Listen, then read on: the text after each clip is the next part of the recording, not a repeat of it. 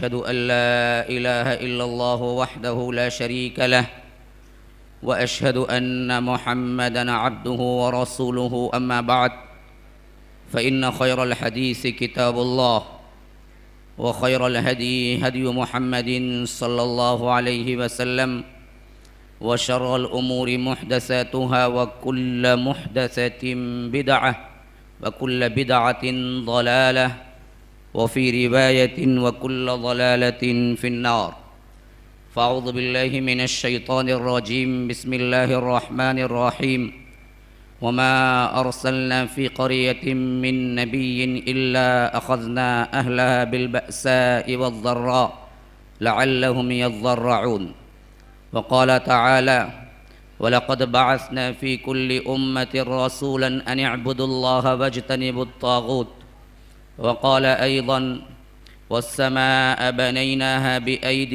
وإنا لموسعون والأرض فرشناها فنعم الماهدون ومن كل شيء خلقنا زوجين لعلكم تذكرون ففروا إلى الله إني لكم منه نذير مبين ولا تجعلوا مع الله إلها آخر إني لكم منه نذير مبين كذلك ما أتى الذين من قبلهم من رسول إلا قالوا ساحر أو مجنون أتواصوا به بل هم قوم طاغون فتول عنهم فما أنت بملوم فذكر فإن الذكرى تنفع المؤمنين وما خلقت الجن والإنس إلا ليعبدون اللهم أرنا الحق حقا وارزقنا اتباعه وأرنا الباطل باطلا وارزقنا اجتنابه اللهم علمنا ما ينفعنا وانفعنا بما علمتنا وارزقنا علما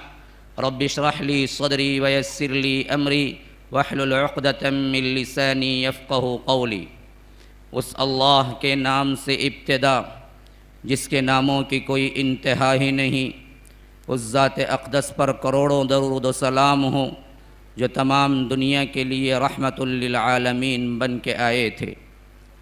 سٹیج پر موجود معزز علماء کرام، ذمہ داران، برادران اسلام، واجب الاحترام بزرگوں، دوستوں، عزیز ساتھیوں، لائق احترام ماؤں اور بہنوں، توحید استقامت کانفرنس کی اس پر رونق مجلس میں جس عنوان پر خطاب کرنے کے لیے مجھے دعوت دی گئی ہے وہ عنوان ابھی آپ نے سنا، توحید ہی سے دنیا قائم ہے۔ تو مجھے جو گفتگو کرنی ہے، دو الفاظ یا دو تقسیمات ہیں جس پر مجھے گفتگو کرنا پڑے گا۔ عنوان کی حیثیت سے ایک لفظ ہے توحید، اس پر میں گفتگو کروں گا، اور دوسرا ہے دنیا، اس پر میں گفتگو کروں گا۔ تو بات بالکل ثابت ہو جائے گی کہ واقعتاً حقیقت اور سچ یہی ہے کہ توحید سے ہی دنیا قائم ہے۔ تو سب سے پہلی چیز، یہ دنیا ہے کیا؟ اس بارے میں کچھ باتیں میں آپ کے سامنے رکھوں گا تو آپ کو اندازہ ہوگا کہ اپنی وسعت کے لحاظ سے، اپنی قیمت کے لحاظ سے دنیا کیا ہے، لیکن رب کی نگاہ میں اور اسی طرح دین کے مقابلے میں دنیا کتنی ذلیل ہے۔ دو باتیں اگر آپ اپنے ذہنوں میں بٹھا لیں گے تو کبھی زندگی میں توحید کے مقابلے میں دنیا سامنے آئی تو یاد رکھیے، اگر مسلمان واقعتاً مسلمان ہوں تو وہ ضرور بالضرور دنیا کو لات ماریں گے اور توحید کو پکڑیں گے، اور انہیں اس پر کبھی ملال نہ ہوگا، رنج نہ ہوگا۔ لیکن آج ہمارے لیے کئی ایک کے لیے ہم بھی شامل ہیں اس میں، دنیا کی حقیقت اور اس کا آرام، اس کی عیش پسندی، اس کی قیمت ایسے نظروں میں بھر گئی ہے یا بھر دی گئی ہے کہ اگر اس کے مقابلے میں حرام حرام نہ رہا، رب کا فرمان نہ رہا، رسول کی اطاعت نہ رہی، غرض کہ دنیا میں انسان سب کچھ نچھاور کر کے، رب کو ناراض کر کے، رسول کو ناراض کر کے، دین کی مخالفت کر کے اس دنیا کو حاصل کرنے میں لگا ہوا ہے۔ یہ دنیا کیا ہے؟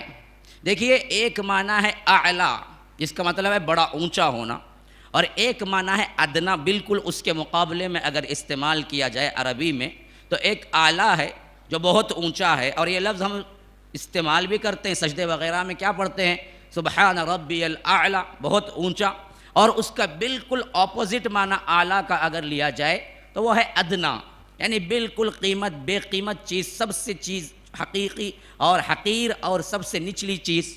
اور اس کو اگر مؤنث میں تبدیل کیا جائے تو ادنا کا مؤنث بنتا ہے دنیا. تو پہلے ہی اپنے نام کی حیثیت سے ہی بے حقیر بالکل کیا ہے؟ ایسی چیز جس کی کوئی قیمت نہیں ہے، اور اس میں بھی تانیث آ گئی اور اس میں بھی مؤنث لفظ ہے دنیا. تو فرمایا اسی وجہ سے رب العالمین نے وَمَا الْحَيَاةُ الدُّنْيَا إِلَّا مَتَاعُ الْغُرُورِ، کہ یہ دنیا کی زندگی سوائے دھوکے کے سامان کے اور کچھ ہے ہی نہیں. دنیا کو ہم نے اس حیثیت سے بنایا ہے کہ اگر یہاں کا رہنے والا اللہ تبارک و تعالی کا نافرمان ہے، ملحد ہے، مشرک ہے، اللہ تبارک و تعالی کا دشمن ہے، پھر بھی اگر وہ اللہ کے اسی دنیا میں رہتا ہے تو میری نظر میں اتنی بے حقیقت ہے یہ دنیا، اگر اس کو ایک مچھر کے پر کے برابر بھی قیمت اللہ کی نظر میں ہوتی. ترمذی کی روایت میں ہے کہ ایک مچھر کے پر کے برابر بھی قیمت اگر اللہ کی نظر میں ہوتی تو کسی کافر و مشرک و ملحد کو ایک گھونٹ پانی نہیں ملتا، ایک گھونٹ.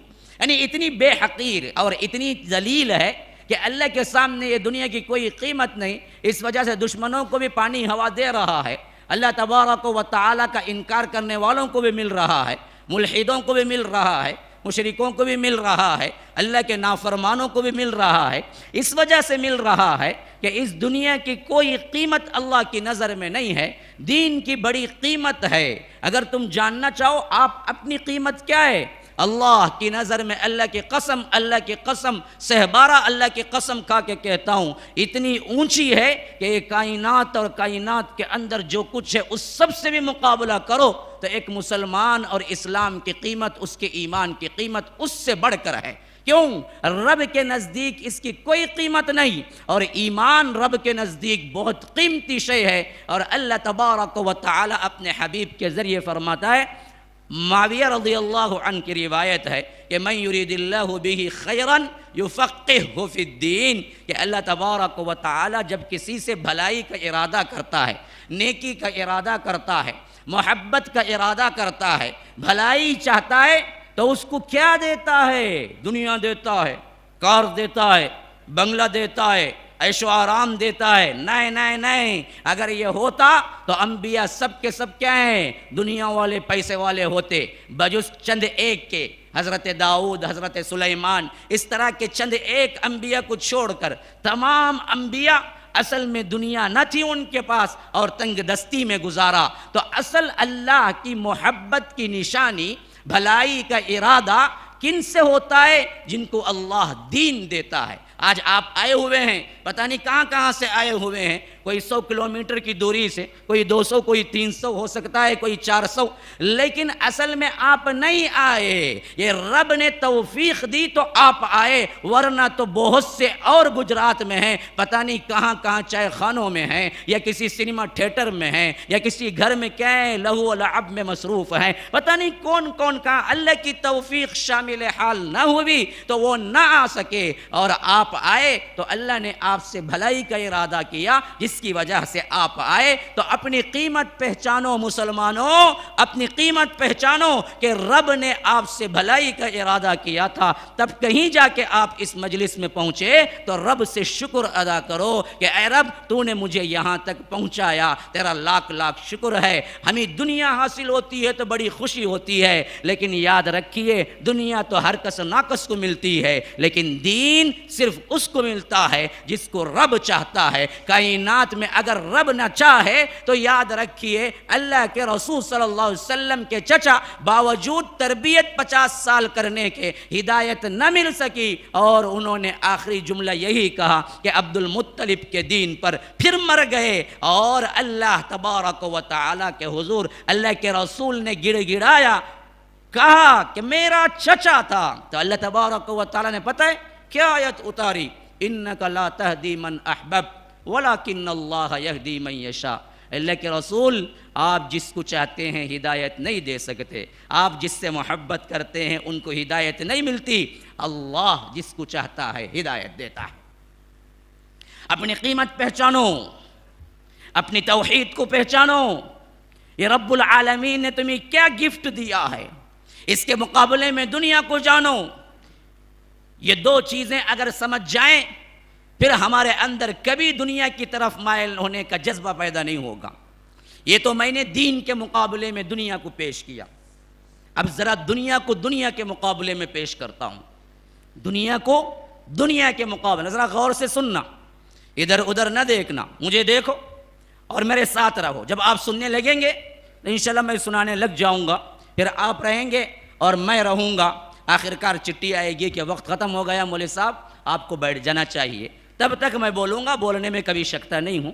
تو آپ میری طرف متوجہ رہیے اور میرے ساتھ رہیے، یہ نہیں کہ سنا چلے گئے، مولوی صاحب نے کیا بیان کیا، بہت اچھا بولے جی، ارے بولے کیا بھائی، بہت اچھا بولے بھائی، ارے بولے کیا، وہ تو سمجھ نہیں آیا کیا بولے، لیکن بولے بہت اچھا کہ نیند بہت اچھی آئی۔ اور بعض لوگ تو کیا ہے خطبہ جمعہ میں مسجد میں داخل ہوتے ہیں نا جی، پہلے ہی دیکھتے ہیں فین کہاں ہے، ستون کہاں ہے، وہ سب دیکھ کے نہا گھی کے فریش آ کے جو بیٹھتے ہیں نا، وہ جیسے ہی ممبر پہ چڑھتا ہے امام تو تب نیند شروع ہوتی ہے ان کی، بعضوں کے تو خراٹے پہنچ جاتے ہیں۔ پھر بعد میں کیا ہے مؤذن صاحب اقامت کے لیے بولتے ہیں نا، تب بندہ فون کر کے پوچھتا ہے مولوی صاحب اب وضو کر کے نماز پڑھنا یا بغیر وضو سے؟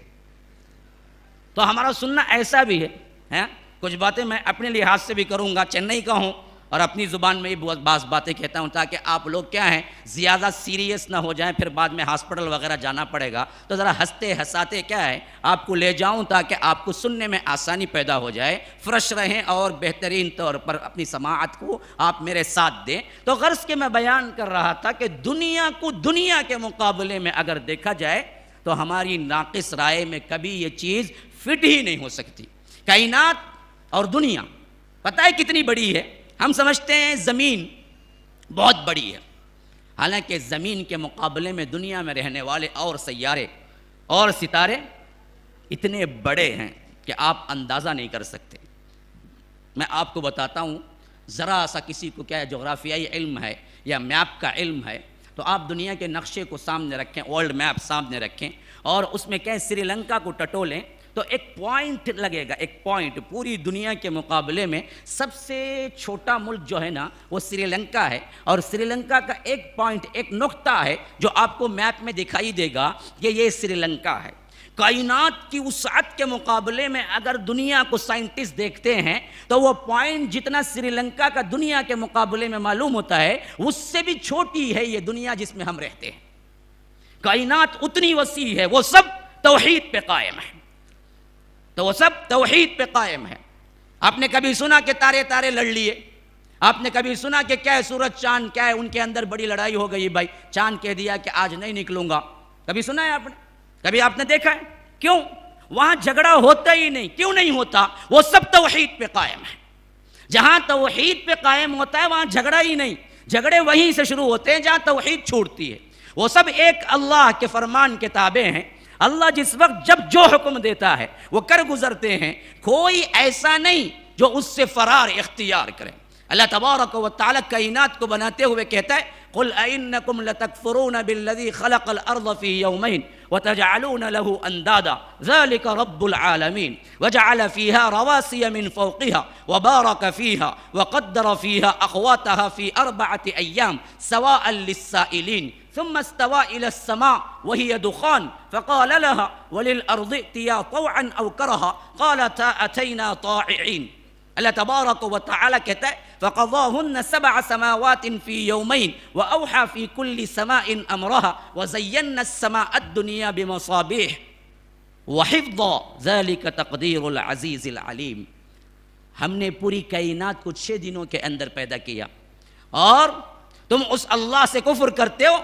لَتَكْفُرُونَ بِالَّذِي خَلَقَ الْأَرْض، زمین کو اللہ نے پیدا کیا فی یومین، 2 دنوں کے اندر، وَتَجْعَلُونَ لَهُ أَنْدَادًا، تم ایسے رب العالمین سے شرک کرتے ہو، اس کا پارٹنر بناتے ہو جس نے تنہا کائنات کو پیدا کیا پیدا کرتے وقت کسی سے کوئی مشورہ نہیں لیا، کوئی اس کا وزیر نہیں، کوئی اس کا مشیر نہیں، کوئی اس کے لیے پارٹنر نہیں، کوئی اس کے لیے سپورٹر نہیں۔ ایسا نہیں کہ اللہ بناتے بناتے تھک گیا، کہا کہ نہیں جی اب نہیں ہو رہا ہے کہ مزدوروں کو بلاؤ، اب تو کیا ہے میں خود بہت تھک گیا ہوں۔ نہیں نہیں نہیں، اللہ کو کوئی تھکاوٹ نہیں۔ لا تأخذہ سنہ ولا نوم، نہ اس کو اونگ آتی ہے نہ نیند آتی ہے۔ من ذا الذی یشفع عندہ الا بإذنہ، وہ کون ہے؟ وہ کون ہے؟ اس کے دربار میں تو کوئی زبان بھی کھول نہیں سکتا، حتیٰ کہ جبرائیل بھی یوں کانپتے ہیں جس طرح کوئی پتا ہوا میں کانپتا ہے۔ یوم یقوم الروح والملائکۃ صفا لا یتکلمون الا من اذن له الرحمن وقال صوابا، کہ ملائکہ صف در صف سامنے کھڑے ہوں گے اور سب کے سب صف ہاتھ باندھے کھڑے، اور ساتھ میں جبرائیل بھی کھڑے ہوئے ہیں، اور ان کے ساتھ جب بات ہوتی وہ بھی ٹھیک ٹھیک جواب دیتے، لمبے چوڑے نہیں۔ کھانا کھائے کیا؟ کھایا نہیں، گیا تھا بیٹھو بولے ذرا نمک کم تھا پھر بھی کھالے کو آیا، نہیں نہیں نہیں، وقال صوابا، بالکل ٹھیک ٹھیک بات۔ وہاں کوئی بات لمبی بھی نہیں کر سکتا۔ یہ میرا دربار ہے، یہ میرا دربار ہے۔ تو فرمایا لَتَكْفُرُونَ بِالَّذِي خَلَقَ الْأَرْضَ فِي يَوْمَيْنِ وَتَجْعَلُونَ لَهُ أَنْدَادًا ذَلِكَ رَبُّ الْعَالَمِينَ، یہ ہے تمام عالموں کا رب، تمہیں بھی پیدا کیا، تم سے پہلے بھی پیدا کیا، تم سے آگے جتنے آنے والے ان سب کو بھی پیدا کیا، تم بھی مخلوق ہو، اور یہ مخلوق ایک نہیں ہے۔ تفسیر ابن کثیر میں امام ابن کثیر رحمہ اللہ لکھتے ہیں کہ 4000 مخلوقات ہیں، جن میں سمندری مخلوق بھی ہے، اور اسی طرح کیا ہے زمین پہ رہنے والی مخلوق بھی ہے، اور ان 4000 میں اگر دیکھیں تو ہر ایک 1000 میں سے پھر ان کے الگ الگ اقسام نکلتے ہیں۔ آج اتنی سائنس کی ترقی کے باوجود کوئی بندہ یہ نہیں کہہ سکتا کہ اللہ کی مخلوقات کو ہم نے چھان پٹک کے کیا ہے گن رکھا ہے کہ سمندر کے اندر کتنے قسم کی مچھلیاں یا جانور ہیں، اور دنیا کے اندر کتنے قسم کے جانور اور حشرات الارض ہیں، کوئی نہیں کہہ سکتا۔ اس کی مخلوق کو کوئی گن نہیں سکتا، تو وہ رب العالمین کیسا ہوگا جو اس تمام مخلوق کا تنہا خالق ہے، مالک ہے، رب العالمین ہے۔ تو فرمایا ذالک رب العالمین وجعل فیہا رواسی من فوقہا وبارک فیہا وقدر فیہا اخواتہا فی 4 ایام، کہ ہم نے اس زمین کے اندر پہاڑ کو گاڑ دیا تاکہ وہ فٹ بیٹھ جائے، اور دوسری جگہ فرمایا پہاڑ کے سلسلے میں والجبال اوتادا، ہم نے میخوں کی طرح انہیں گاڑ دیا۔ آپ کو معلوم ہے نا جی کہ میخ جب آپ مارتے ہیں نا، میخ لگاتے ہیں تو تقریباً اتنی لمبی میخ ہے تو پوری میخ تو اندر چلی جاتی ہے، اور اس کا جو ٹاپ ہوتا ہے چوٹی، اس کا جو فائنل وہ حصہ صرف دکھتا ہے، تو انسان اسی سے اندازہ لگاتا ہے یہاں میخ جو ہے وہ اندر تک پہنچی ہوئی ہے، باہر کا دکھنے والا کتنا ہے اس کے مقابلے میں 1/100 کیا جائے تو اتنا باہر دکھتا ہے، اور بقیہ لمبائی جو اندر ہوتی ہے وہ اس سے 100 گنا زیادہ اندر ہوتی ہے۔ بعین ہی اسی طرح آج سائنسدان کہتے ہیں جو پہاڑ تمہیں نظر آتے ہیں وہ میخ کی ٹاپ کی طرح اتنے ہی باہر دکھتے ہیں جس سے 100 گنا زیادہ وہ اندر زمین میں گڑے ہوئے ہیں۔ اس لیے اللہ نے جبال کو اوتاد کہا، والجبال اوتادا، ہم نے اس کو فٹ کیا۔ اللہ کے رسول صلی اللہ علیہ وسلم نے فرمایا کہ اللہ نے زمین کو بنایا تو وہ کیا ہے کانپنے لگی، اللہ نے پہاڑ کو رکھا تو وہ اسٹیبل ہو گئی۔ تو اللہ نے اس کو میخ کی طرح اس پہ گاڑا، رواسی من فوقہا۔ اصل میں رواسی کا لفظ استعمال ہوتا ہے عربی میں کسے معلوم؟ کہ جہاز جب لگر انداز ہوتا ہے تو آپ دیکھے ہوں گے کہ کوئی پکڑ کے اس کو کھینچ کے کسی کھونٹی سے باندھ کے اس کو سیٹ کرتا ہے، اسے کہتے ہیں رواسی۔ جیسا کہ اللہ نے یہ دنیا کو یوں قائم رکھا فضا کے اندر، نہ نیچے سے کوئی ستون ہے جو اس کو پکڑ سکے، نہ اوپر سے کوئی اور چیز ہے جو اس کو پکڑ سکے، یہ پورے فضا میں یوں الگ بالکل تنہا کڑی ہوئی ہے، اور اللہ نے اس کے اندر ایسا گریویٹی سسٹم رکھا کہ یہ اللہ کے حکم سے کھڑی ہوئی ہے۔ حیران رہ جائیں گے آپ جب کبھی فلائٹ کا سفر کریں گے اور لاکھوں لوگ اس میں بیٹھے ہوئے کئی افراد کرے ہوں گے، اوپر جائیں گے تو ایسا لگے گا کہ عجیب فضا ہے، کہ اوپر ایک ابر کی چادر ہے جو پورے حد تک پھیلی ہوئی ہے، اور نیچے زمین ہے جو کسی سپورٹ کے بغیر کھڑی ہوئی ہے، بغیر عمد ترونہا، اور بغیر کسی ستون کے اللہ نے اس کو صرف اور صرف حکم سے کھڑا رکھا ہے۔ تو یہ کائنات کو اللہ نے ایسے بنایا، اور اس کائنات کو اللہ نے اپنے حکم سے کھڑا کے رکھا۔ جہاں پر اللہ کا حکم چلتا ہے وہاں پر کوئی اور جھگڑا نہیں ہوتا، یہ رب کا فرمان ہے، اور آج سائنس اس کو پروف کر رہی ہے۔ غرض تھوڑا سا آگے آئیں، جس حیثیت سے میں آپ کے اپنے دماغوں کو لے جانا چاہتا ہوں وہ دراصل میرے ٹاپک پہ پہنچتے پہنچتے آپ کو کلیئر ہو جائے گا کہ اصل میں کیا کہنا چاہتا ہوں، جس کی وجہ سے میں تمہید باندھ رہا ہوں۔ بعض لوگ سوچتے ہوں گے کہ توحید سے دنیا قائم ہے، تو مولوی صاحب توحید پہ بولنے کی جگہ ہے بالکل کیا ہے کائنات پہ بولے جا رہے ہیں۔ نہیں، مجھے اپنی ٹاپک یاد ہے، میں برابر ٹاپک پہ پہنچوں گا، بس آپ کی توجہ اور آپ کی سماعتوں کی ضرورت ہے۔ غور سے سنو، یہ کائنات کیا ہے پہلے سمجھ جاؤ، پھر اس کے بعد ہم آتے ہیں توحید کی طرف۔ تو جو اللہ نے کائنات بنائی کہ 4 دن کے اندر اندر یہاں پورا سیٹ اپ ہو گیا، پہاڑ، دریا، درخت، جو کچھ بھی ضرورت کی چیزیں ہیں، سواء للسائلین، ہر مانگنے والے کی جو چیز بھی ہے وہ ہم نے دنیا میں رکھ دی۔ روٹی ہونا ہے، جاؤ کاشت کرو، گیہوں ملے گی، روٹی بنا لینا۔ پھل فروٹ ہونا ہے، جاؤ تمہارے اپنے اپنے لحاظ سے کام کرو، تمہیں کیا ہے پھل فروٹ مل، جتنا بھی ہے وہ ہم نے زمین میں رکھ دیا، سواء للسائلین۔ پھر اللہ آسمانوں کی طرف متوجہ ہوا، ثم استوى الى السماء، اللہ کہتا ہے وہی دخان، وہ کیا تھا؟ دھواں تھا، صرف اور دھواں۔ فقال لها، ہم نے کہا ائتیا طوعا او کرہا، آؤ میرے پاس، خواہ خوشی سے آؤ ناخوشی سے آؤ۔ انہوں نے کیا کہا؟ قالت اتینا طائعین، نہیں، ہم خوشی کے ساتھ آتے ہیں۔ ارے کائنات کی سب سے بڑی مخلوق، چاند، سورج، آسمان، اللہ نے بلایا تو کہا کہ اللہ ہم آتے ہیں فرما برداری کے ساتھ۔ یہ 6-7 فٹ کا انسان جب اللہ بلاتا ہے میری اطاعت میں تو اکڑ کے جواب دیتا ہے کہ میں بھی آؤں۔ وَضَرَبَ لَنَا مَثَلًا وَنَسِيَ خَلْقَهُ، اپنی خلقت کو بھول جاتا ہے، کیسے کمزور ماں کے پیٹ سے پیدا ہوا، جس تکلیف کے ساتھ بچہ ماں کے پیٹ سے پیدا ہوتا ہے نا، اگر ماں کے دل میں اس بچے کی رحم اللہ تبارک و تعالی نہ ڈالتا تو پیدا ہوتے ہی خود ماں ہی اس کو مار دیتی، ماں ہی اس کو مار دیتی۔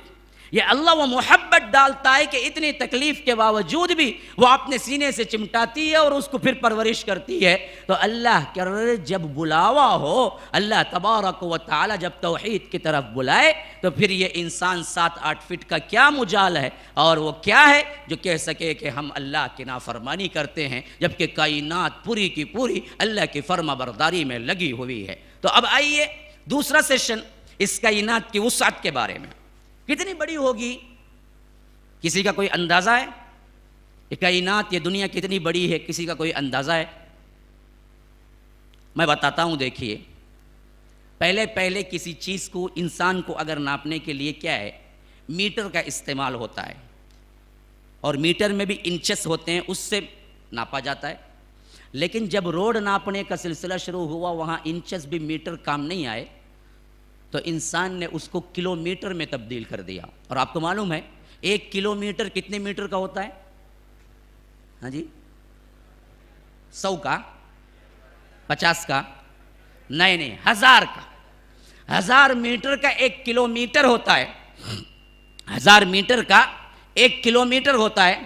پھر اس کے ساتھ ساتھ جب فضا کو ناپنا شروع کیا، یہ تو نیچے زمین کا مسئلہ تھا، جب فضا میں، جب ہوائی جہاز فضا میں اڑتا ہے یا فضا جو کچھ بھی ہے اس میں ناپنا، تو بالکل کلومیٹر بیکار نظر آیا، کوئی فاصلہ ہی نہیں ہے، وہاں تو بالکل ایسا کھلا ہوا میدان ہے کہ وہاں پر ناپنے کے لیے نہ میٹر، نہ انچ، نہ کلومیٹر، سب بیکار ہوئے۔ تو انہوں نے کسی نہ کسی چیز کو ناپنے کے لیے نمونہ بنانا تھا آئیڈیل، تو آخرکار ان لوگوں نے اس کو بنایا روشنی کی رفتار، اسے بولتے ہیں روشنی کی رفتار۔ وہ روشنی کی رفتار کیسی ہے؟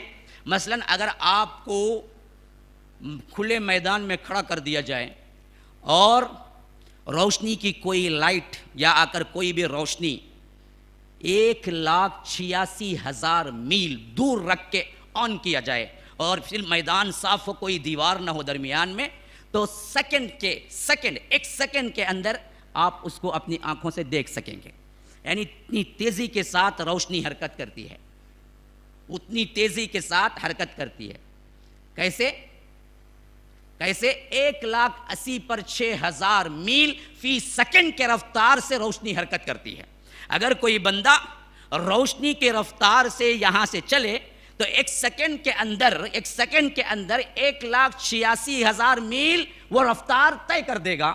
اسی سے آپ اندازہ لگاؤ دنیا سے چاند کتنا دور ہے، پتہ ہے کتنا دور ہے؟ 2.5 لاکھ میل دور ہے، 2.5 لاکھ 250 لیکس 2.5 لاکھ میل دور ہے۔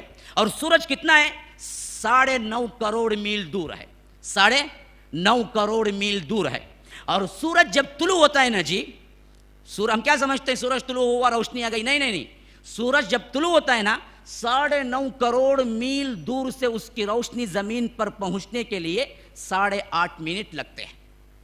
کیوں؟ روشنی چلنے کے لیے پر سیکنڈ 1,86,000 پر سیکنڈ کی حساب سے وہ دوڑتی ہے، اور چاند 1.5 سیکنڈ کے اندر اس کی روشنی ہم تک پہنچتی ہے۔ اتنا دور ہے لیکن صرف 1.5 سیکنڈ میں پہنچتا ہے، اور سورج 9.5 کروڑ میل دور ہے اور اس کی روشنی پہنچتے پہنچتے یہاں پر تقریباً 8.5 منٹ لگتے ہیں، جو کہ دنیا کا سب سے قریب ترین تارہ ہے۔ اس سے بھی دور دور تارے ہیں، یہ بھی ایک تارہ ہے، لیکن یہ دنیا کا سب سے قریب ترین تارہ ہے جس کی روشنی پہنچنے کے لیے 8.5 منٹ لگتے ہیں اور پہنچ جاتے ہیں۔ اور کئی ایسے تارے ہیں جو پیدا ہوئے نا اس وقت سے ان کی روشنی پہنچنے کی کوشش کر رہی ہے، اور اس کی رفتار کیا ہے؟ 1,86,000 پر سیکنڈ کی رفتار میں دوڑ رہی ہے، ابھی تک دنیا میں آ کے نہیں پہنچی۔ ذرا اندازہ لگاؤ پھر کائنات کتنی بڑی ہے، ابھی تک نہیں پہنچی، آ رہی ہے۔ ہم جو دیکھتے نا تارے، وہ اصل میں ہمارے آنکھوں سے 5,000 تارے ہم دیکھ سکتے ہیں، دوربین سے 5 لاکھ دیکھ سکتے ہیں، لیکن ہزاروں تارے ایسے ہیں ابھی ان کی روشنی پہنچی نہیں، دنیا میں آ رہی ہے، وقت لگ رہا ہے اور اتنی اسپیڈ سے آ رہی ہے، پر سیکنڈ وہ آ کر 1,86,000 میل سفر کر رہی ہے، لیکن آ کے ابھی پہنچی نہیں، اتنا دور ہے۔ جو سب سے قریب ترین تارہ ہے وہ سورج ہے، اور سورج اس دنیا کے مقابلے میں اتنا بڑا ہے 15 لاکھ دنیایں اس کے اندر داخل ہو جائیں گی، 15 لاکھ کے زمینیں اس کے اندر داخل ہو جائیں گی۔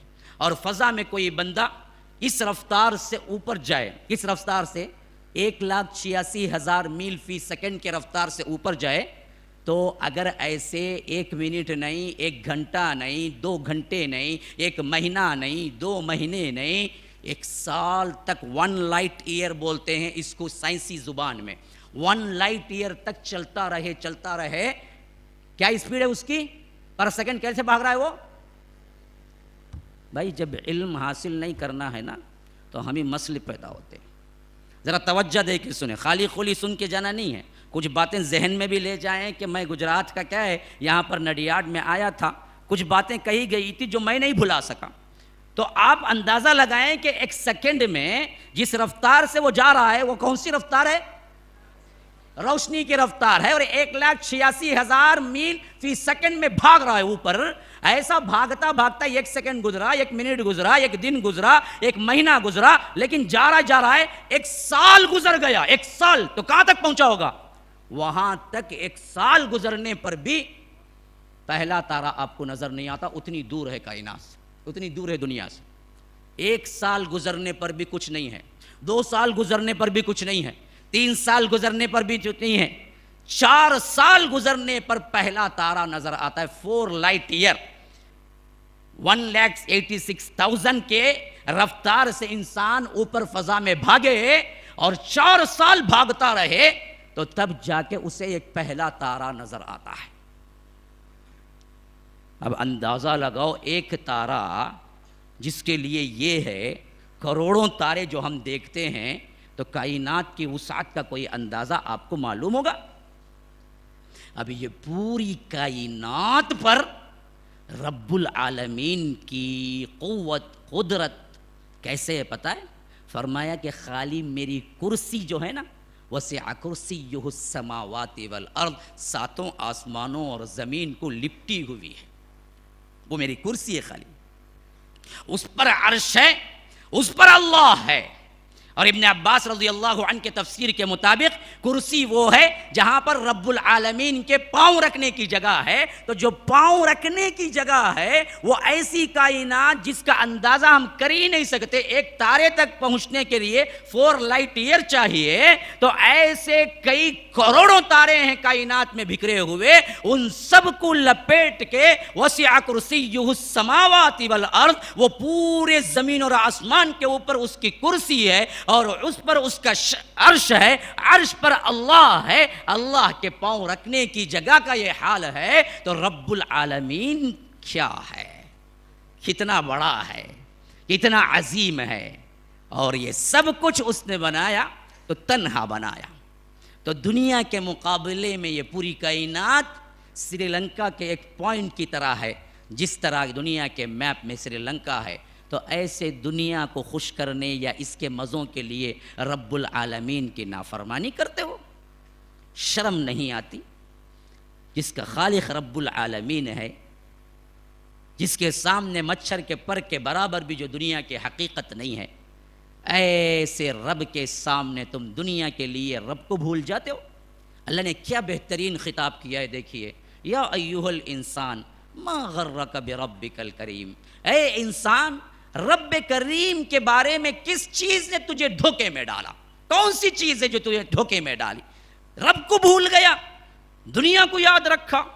تو یاد رکھیے مسلمانوں, جو کچھ بھی عطا ہوا ہے دنیا میں وہ سب کوئی حیثیت نہیں رکھتا. اصل چیز جو ہے وہ رب کے سامنے ایمان ہے, توحید ہے. جو اللہ اس کو عطا کرتا ہے, جو وہ لے لیتا ہے, وہ کائنات میں سب سے زیادہ قیمتی چیز اپنے اندر رکھتا ہے.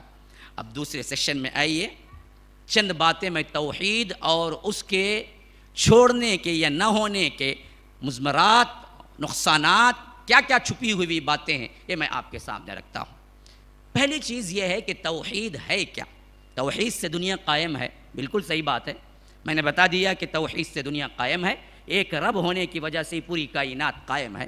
یہ بات سائنسی لحاظ سے پروف کیا اور اللہ تبارک و تعالیٰ کے قول سے بھی پروف کیا. اب دوسرا حصہ یہ توحید کیا ہے. علماء سلف کہتے ہیں التوحید معناہ افراد اللہ بالعبادہ. توحید یہ نہیں ہے کہ تم رب کو مان لو, جیسا کہ مغالطہ ہوا ہے. مسلمانوں کا بہت بڑا مغالطہ اور غلط فہمی کیا ہے, جب اللہ کے رسول آئے تھے مکے کے لوگ اللہ کو مانتے نہیں تھے, جانتے نہیں تھے. اللہ کو رب منوانے کے لیے, یہ جاننے کے لیے کیا رسول آئے. نہیں نہیں نہیں, ابو جہل بھی اللہم کہہ کے ہی دعا کرتا تھا. ان کا لیٹر جب لکھا جاتا تھا تو وہ بسمہ تعالی, اللہ کے نام سے بول کے لکھتے تھے. لبیک اللہم لبیک, وہ خود آ کے اپنے حج میں کہتے تھے. وہ اللہ کا نام بھی جانتے تھے, اللہ کو پکارتے بھی تھے, اللہ تبارک و تعالیٰ کو مانتے بھی تھے. کیسے مانتے تھے؟ میں اور آپ نہیں کہہ رہے ہیں, اللہ خود کہہ رہا ہے.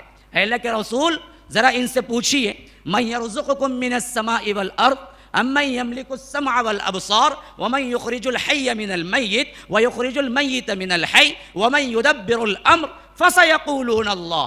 ذرا ان سے پوچھئے آسمان و زمین سے تمہیں رزق کون دیتا ہے؟ من یرزقکم من السماء والارض امن یملک السمع والابصار, دیکھنے کی اور سننے کی صلاحیت تمہیں کس نے دی ہے؟ اور یخرج الحی من المیت ویخرج المیت من الحی, جاندار میں سے بے جان کو, بے جان میں سے جاندار کو کون نکالتا ہے؟ ومن یدبر الامر, تقدیریں کون بناتا ہے؟ فسیقولون اللہ, جھٹ کہیں گے اللہ ہے. کون کہہ رہے ہیں بات؟ ہم مسلمان ہیں, ہم مسلمانوں کا بھی اتنا عقیدہ نہیں. بارش کون برتا سا بولے تو عبد القادر جیلانی بولیں گے. ہاں, تمہاری بگڑی کون بناتا, تمہاری تقدیر کون بناتا بولے تو کیا ہے, یا غوث پکارنے سے مجھے اللہ بچہ دیا بولیں گے. ہمارا بھی اتنا عقیدہ پختہ نہیں ہے. یہ کن کا عقیدہ بیان ہو رہا ہے؟ ان مشرکین مکہ کا عقیدہ بیان ہو رہا ہے جن سے اللہ کے رسول نے قتال کیا. ہاں, ان کا عقیدہ. اللہ کہتا ہے وَلَئِن سَأَلْتَهُمْ, اللہ کے رسول ذرا ان سے پوچھو, من خلقہم, تمہیں کس نے پیدا کیا؟ لَيَقُولُنَّ اللَّهُ, وہ ضرور کہیں گے اللہ ہے. اور اس میں تاکید دو ہیں, ایک لام تاکید, ایک نون مشددہ, دونوں. تو ترجمہ ہوگا ضرور بالضرور کہیں گے اللہ ہے. وَلَئِن سَأَلْتَهُمْ مَن نَزَّلَ مِنَ السَّمَاءِ مَاءً فَأَحْيَا بِهِ الْأَرْضَ بَعْدَ مَوْتِهَا, کون ہے وہ جو آسمان سے مردہ زمین پر کیا ہے پانی برساتا ہے اور اس کے ذریعے سے زندہ کھیتیاں اگاتا ہے، تو وہ کہیں گے لَيَقُولُنَّ اللَّهُ، وہ اللہ ہے۔ قل، مومنون میں فرمایا گیا، قل، اللہ کے رسول ان سے پوچھئے، لِمَنِ الْأَرْضُ وَمَنْ فِيهَا إِن كُنتُمْ تَعْلَمُونَ، یہ پوری کائنات کا بادشاہ اور اس کے اندر جو کچھ ہے ان سب کا مالک و خالق کون ہے؟ اگر تم جانتے ہو تو بتاؤ۔ سَيَقُولُونَ لِلَّهِ، وہ ضرور بالضرور کہیں گے اللہ ہے۔ قل، اللہ کے رسول پوچھئے، مَن رَبُّ السَّمَاوَاتِ السَّبْعِ وَرَبُّ الْعَرْشِ الْعَظِيمِ، کہ آسمانوں اور زمین کا مالک کون ہے؟ ساتوں آسمانوں ساتوں زمینوں کا مالک اور عرش عظیم کا مالک کون ہے؟ تو وہ کہیں گے سیقولون للہ، اللہ ہے۔ تو مشرکین مکہ اللہ کو مانتے تھے، ساتوں آسمانوں کو مانتے تھے، مشرکین مکہ اللہ کے عرش کو مانتے تھے، اللہ نے پیدا کیا ہے مانتے تھے، اللہ مارتا ہے مانتے تھے، اللہ ہی جلاتا ہے مانتے تھے، اللہ ہی رزق دیتا ہے مانتے تھے، اللہ ہی بارش برساتا ہے مانتے تھے۔ اور سنو کیسا عقیدہ تھا ان کا۔ اللہ تبارک و تعالیٰ کہتا ہے قل من بیدہ ملکوت کل شیء، وہ کون ہے ذرا ان سے پوچھئے اللہ کے رسول، جس کے قبضے قدرت میں ہر ایک چیز کا قبضہ ہے، ہر ایک چیز اس کی ملکیت میں ہے۔ وَهُوَ يُجِيرُ، وہ سب کو پناہ دیتا ہے، وَلَا يُجَارُ عَلَيْهِ، اس کے لیے کسی پناہ کی ضرورت نہیں۔ ان کنتم تعلمون، اگر تم جانتے ہو تو بتاؤ۔ تو وہ کہیں گے سیقولون للہ، جھٹ کہیں گے کہ اللہ ہے، اللہ کو کسی پناہ کی ضرورت نہیں، اللہ سب کو پناہ دیتا ہے۔ لا يسأل عما يفعل وهم يسألون، اس سے کوئی سوال نہیں ہوگا، وہ سب سے سوال کرے گا۔ وہ قدرت والا ایسا ہے، اسے کیوں کیا کا کوئی سوال نہیں کر سکتا۔ بعض لوگ بولتے ہیں کائی کو بھائی جنت جہنم، میں نے بچپن میں سنا ہمارے لوگ، کائی کو اللہ یہ سب بنایا رنگا، خواہ مخواہ عبادت نہیں کرے تو جہنم، کرے تو جنت، اللہ نہیں بناتا تو کیا ہوتا؟ بیوقوف تو بندہ ہے، وہ اللہ ہے تو اس کے بارے میں سوال نہیں کر سکتا کہ تو نے یہ کیوں کیا۔ وہ جانتا ہے، وہ حکمت والا رب ہے، تو سوال نہیں کر سکتا کیونکہ تو غلام ہے، وہ آقا ہے، غلام آقا سے سوال کر ہی نہیں سکتا۔ تو اللہ تبارک و تعالیٰ کہتا ہے کہ مشرکین کا عقیدہ کیا تھا؟ پوچھو تو وہ کہتے تھے کہ وہ سب کے لیے پناہ گاہ ہے، وہ سب کو پناہ دیتا اور اسے کسی کی پناہ کی ضرورت نہیں۔ لیکن ہمارا عقیدہ کیا ہے معلوم ہے؟ آپ نے ایک لفظ ذرا زیادہ بہت مشہور ہے، پیران پیر عبد القادر جیلانی کا، معلوم ہے کیا لقب ہے؟ معلوم بولو، بہت سے لوگ نام بھی رکھتے اس کا، کیا ہے جی؟ سمجھ میں نہیں آیا؟ ہاں، دستگیر۔ دستگیر بہت مشہور ہے اور لوگ بھی کیا ہیں، بہت سے لوگ دستگیر رکھے ہوئے بھی ہیں۔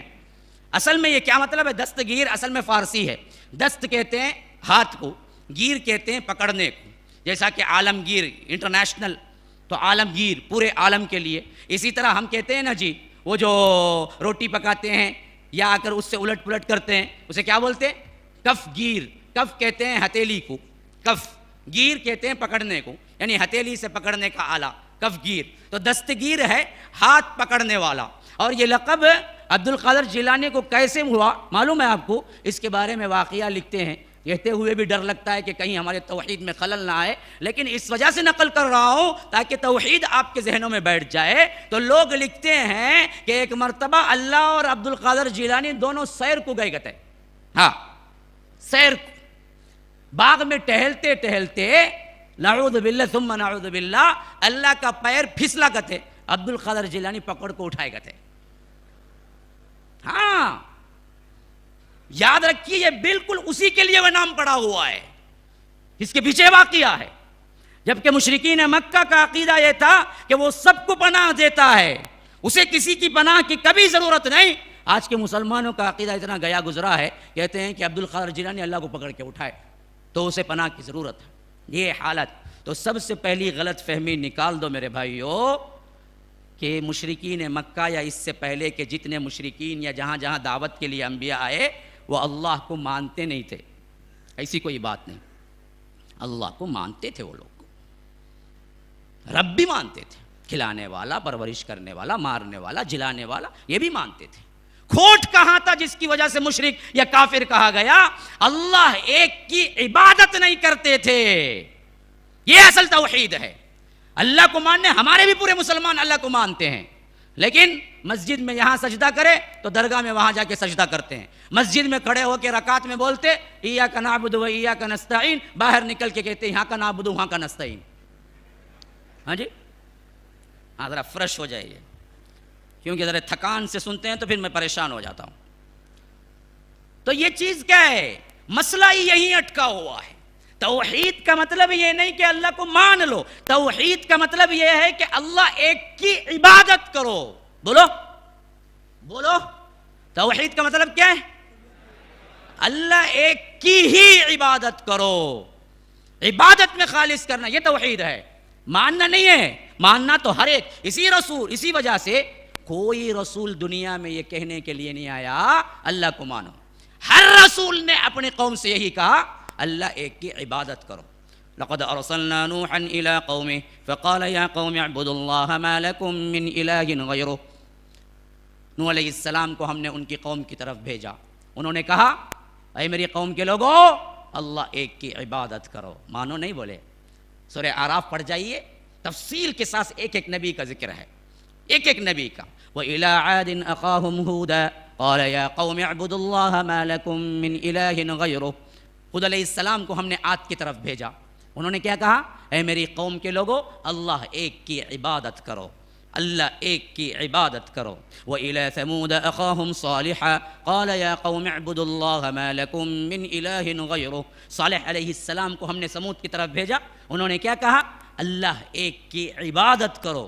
مانو کا لفظ سوال ہی نہیں، یہ اللہ کو مانتے تھے، بگڑے ہوئے مسلمان ہی تھے. توحید میں خلل کہاں آیا؟ عبادت میں اللہ کو شریک کرنے لگے، اللہ کے ساتھ دوسروں کو شریک کرنے لگے. کوئی پتھر کو بنایا، کوئی حجر کو بنایا، کوئی شجر کو بنایا. ہم نے کیا کیا؟ لوگوں کو بنایا. ہاں مسئلہ اتنا ہی ڈیفرنٹ ہے، وہ کافور لے کے جاتا ہے اور پان بھی کیا ہے موز لے کے جاتا ہے، آپ اود بتی بھی بوندی لے کے جاتے ہیں. بس کیا ہے، ذرا چیزوں کا اختلاف ہے، معنی اور عقیدہ ایک ہی ہے کہ اللہ کے علاوہ یہ بھی دینے والا ہے، یہ بھی کرنے والا ہے. تو یہ چیز ہی اصل توحید ہے کہ تم یہ مانو کہ عبادت کے جتنے ایکشنز ہیں، خواہ وہ کھڑنا ہو، قیام ہو، رکوع ہو، سجدہ ہو، قوما ہو، پکار ہو، دعا ہو، نظر ہو، نیاز ہو، جو کچھ بھی ہو، یہ صرف اور صرف رب العالمین کے لیے سزاوار ہے. یہ کسی کے لیے نہ کر سکتے ہیں، نہ کر سکیں گے کوئی لوگ اگر وہ مسلمان حقیقی ہیں. اگر کوئی بندہ اللہ کو چھوڑ کر ان کاموں میں کسی اور کے لیے بھی کرتا ہے تو سمجھیے وہ شرک میں مبتلا ہو جاتا ہے، اور یہ شرک وہ گناہ ہے جو اللہ کبھی نہیں بخشتا. ان اللہ لا یغفر ان یشرک بہ. اللہ تبارک و تعالی نے اپنے اوپر یہ قانون بنا لیا ہے. کوئی قانون اللہ پر لاگو نہیں ہوتا، لیکن اللہ نے خود اپنے اوپر چند قوانین رکھے ہیں جس کی اللہ خلاف ورزی نہیں کرتا. ہاں، لا تبدیل لکلمات اللہ. وہ قانون کیا ہے؟ اگر کوئی بندہ شرک میں مر گیا، وہ خواہ کتنا بھی بڑا اونچے نسب کا ہو، کتنی ہی بڑی تعلقات اور کتنے ہی لوگ اس کے لیے دعا کریں، اللہ تبارک و تعالی اسے جنت میں داخل نہیں کر سکتا، وہ جہنمی ہے. اب میں آپ کو بتاتا ہوں، دیکھیے اس شرک کی تنبیہ کے سلسلے میں کل بھی میں نے بتایا تھا جو 3 واقعات، لیکن آج کیا ہے، وہ لوگ بھی ہیں شاید کل آئے ہوئے تھے اور بہت سے نئے بھی ہیں، تاکہ کچھ نئے چیزیں سن لیں اس معاملے میں. تو سب سے پہلی چیز اس کے گناہ کی کیفیت میں اللہ تبارک و تعالی اللہ کے رسول کو خطاب کر کے کہتا ہے. ہاں، اللہ کے رسول کو کیا خطاب ہے پتہ ہے؟ فرمایا لئن اشرکت. اللہ اکبر. اندازہ کرو کہ یہ شرک کتنا بڑا ہے. اگر عبادت میں تم نے اللہ کے ساتھ کسی اور کو بھی شامل کیا. اے اللہ کے رسول، اگر آپ بھی شرک کرتے سوال ہی نہیں پیدا ہوتا، لیکن اہمیت کو بتلانے کے لیے اللہ تبارک و تعالی نے خطاب اللہ کے رسول سے ڈائریکٹ کیا. فرمایا کہ لئن اشرکت، اگر آپ بھی شرک کرتے، لَيَحْبَطَنَّ عَمَلُكَ، آپ کے تمام اعمال غارت ہو جاتے. اللہ کے رسول کو خطاب کر کے لئن اشرکت لَيَحْبَطَنَّ عَمَلُكَ وَلَتَكُونَنَّ مِنَ الْخَاسِرِينَ، اور آپ خسارہ اٹھانے والوں میں سے ہو جائیں گے. اللہ کے رسول، اگر آپ بھی شرک کرتے تو ہم آپ کو بھی نہیں بخشیں گے. قرآن کے اندر یہ چیز موجود ہے، ہاں، سورہ زمر کے آیات میں. اچھا آگے آؤ، سورہ انعام میں اللہ تبارک و تعالی نے 18 انبیاء کے نام گنائے ہیں ایک ہی جگہ. یعنی کئی آیات ایسے ہیں گلدستوں کی طرح جس میں اللہ تبارک و تعالی نے انبیاؤں کا ذکر کیا ہے، لیکن یہ مقام خاص کر اس میں 18 انبیاء کے نام آئے ہیں. اور آپ کو معلوم ہونا چاہیے پورے قرآن میں کتنے انبیاء کے نام آئے ہیں پتہ ہے؟ 25. ماشاء اللہ. ان 25 میں 18 کا ایک ہی جگہ ذکر ہو گیا، 18 کا. اور وہ کہاں ہوا؟ سورہ انعام میں. اب آپ گنتے جائیے. وَتِلْكَ حُجَّتُنَا آتَيْنَاهَا إِبْرَاهِيمَ عَلَى قَوْمِهِ نرفع درجات من نشاء إن ربك عليم حكيم ووهبنا له إسحاق ويعقوب كلا هدينا ونوحا هدينا من قبل ومن ذريته داود وسليمان وأيوب ويوسف وموسى وهارون وكذلك نجزي المحسنين وزكريا ويحيى وعيسى وإلياس كل من الصالحين وإسماعيل واليسع ويونس ولوطا وكلا فضلنا على العالمين ومن آبائهم وذرياتهم وإخوانهم واجتبيناهم وهديناهم إلى صراط مستقيم ذلك هدى الله يهدي به من يشاء من عباده ولو أشركوا لحبط عنهم ما كانوا يعملون. 18 انبیاء کے نام ایک جگہ ذکر کیا. 18. فرمایا یہ وہ لوگ تھے جو اللہ تبارک و تعالی کی طرف سے ہدایت یافتہ لوگ تھے. لیکن یاد رکھو مسلمانوں، وَلَوْ أَشْرَكُوا، اگر یہ لوگ بھی شرک کرتے، لَحَبِطَ عَنْهُمْ مَا كَانُوا يَعْمَلُونَ، ان کے بھی تمام اعمال غارت ہو جاتے، کیونکہ شرک ایک ایسی بری بلا ہے جس سے کوئی عمل باقی نہیں رہتا.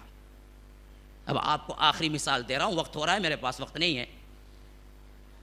سیدھی مثال ہے، ذرا سا میکس جانتا ہے اس کے لیے بہت آسان ہو جائے گا.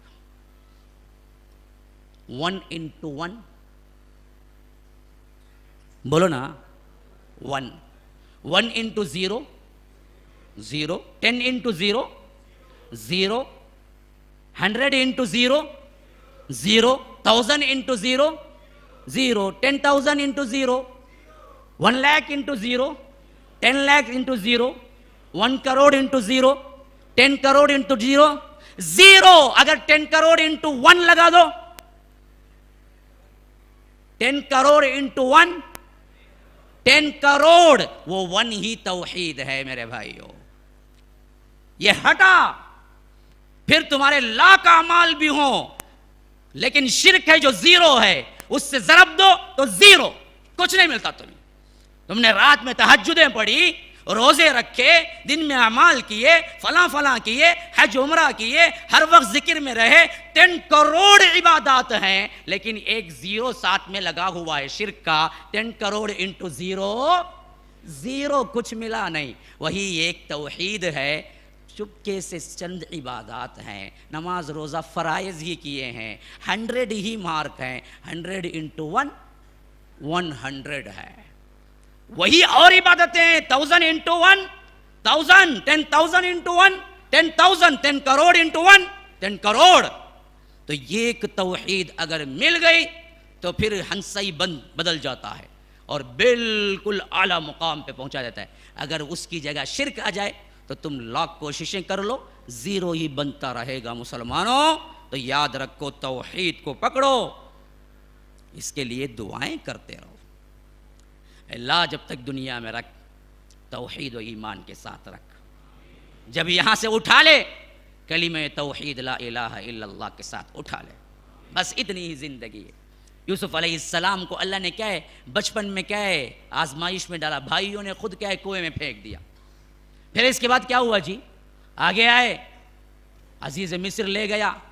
تو جس ماں نے پالا یا جس بدبخت نے کیا ہے اپنے گھر کی مالکن تھی، اسی نے ڈورے ڈالے. اور جب اللہ کے یہ پیغمبر اس کو بھی نہ مانے تو اللہ تبارک و تعالیٰ کے پاس جیل مانگنے لگے. آخر جیل پہنچے. لیکن پھر اللہ نے جہاں مصیبتیں دی وہاں پر پھر اس کے بعد اعلیٰ مقام عطا کر دیا، حتیٰ کہ عزیز مصر بن گئے. قال جعلنی علی خزائن الارض، فائنانس منسٹر بن گئے. پھر آگے بڑھے تو پورے ہی ملک کے بادشاہ بن گئے. تو پوری دنیا کو وہ کم حیثیت میں بھی دیکھا. معلوم ہو گیا مجھے. چٹھی آ گئی، بولا نا میں چٹھی آئے گی، آپ سنیں گے، ہم سنیں گے، پھر چٹھی آئے گی. دیکھیے چٹھی آ گئی ہے، دیکھیے. تو ہاں، تو اب میں ختم کرنا ہی چاہتا ہوں. تو دنیا کے دونوں کیریکٹر دیکھے، نیچے کے بھی دیکھے، اوپر کے بھی دیکھے. لیکن آخری دعا کیا تھی پتہ ہے؟ جو ذکر ہوئی ہے سورہ یوسف میں، توفنی مسلمن، اے اللہ مجھے مار تو مسلمان مار. وَأَلْحِقْنِي بِالصَّالِحِينَ، جب میری روح کو لے کے جا تو صالحین کی جگہ رکھ، جہاں صالح لوگوں کی روحیں ہوتی ہیں وہیں پر میری روح کو بھی رکھتے۔ آخری تمنا یہی تھی کہ مسلمان مار۔ یہی دعا کے ساتھ میں اپنی بات کو ختم کرتا ہوں کہ اللہ تبارک و تعالی جب تک اس دنیا میں رکھے ہمیں ایمان اور اسلام کے ساتھ رکھے، جب اس دنیا سے اٹھا لے کلمہ توحید لا الہ الا اللہ کے ساتھ اٹھا لے، اللہ تبارک و تعالی ہم سب کی مغفرت فرمائے، اللہ تبارک و تعالی ہم سب کو استقامت کے ساتھ توحید پر قائم رکھے، اور ہم سب کو جیسے اس مجلس میں اکٹھا فرمایا ہے جنت الفردوس میں بھی اکٹھا فرمائے۔ ھذا وباللہ التوفیق وصلی اللہ وسلم علی نبینا محمد۔ اسأل الله لي ولكم ولسائر المسلمين من كل ذنب فاستغفروه إنه هو الغفور الرحيم، والسلام عليكم ورحمة الله وبركاته۔